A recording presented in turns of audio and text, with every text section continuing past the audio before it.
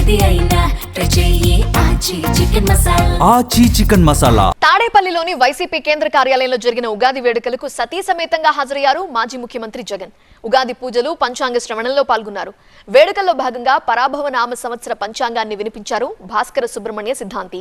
ఈ సందర్భంగా ఏపీ ప్రభుత్వంపై కీలక వ్యాఖ్యలు చేశారు. పక్క రాష్ట్రాలతో వివాదాల కారణంగా ప్రజల్లో అపకీర్తి తెచ్చుకుంటారని అన్నారు. ప్రతిపక్షంలో ఉన్న వాళ్లు మరింత బలవంతులవుతారని చెప్పారు.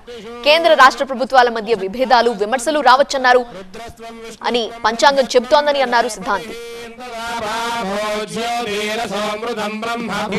స్వలాభాపేక్షతలచే పరస్పర విమర్శలు పెరుగు సూచనలు ఉన్నాయి అని తెలియజేస్తోంది. ఇరుగు పొరుగు రాష్ట్రాల చేత తరచు వివాదాలు పొందడం, వాటిని సమర్థించుకోలేకపోవడం, ప్రజలలో అపకీర్తి పొందడం వంటివి ఉంటాయి అని చెప్పేసి తృతీయ భావం మనకి తెలియజేస్తోంది. అదేవిధంగా గృహ నిర్మాణ పనులు, ప్రాజెక్టు పనులు నెమ్మదిగా సాగుతాయి.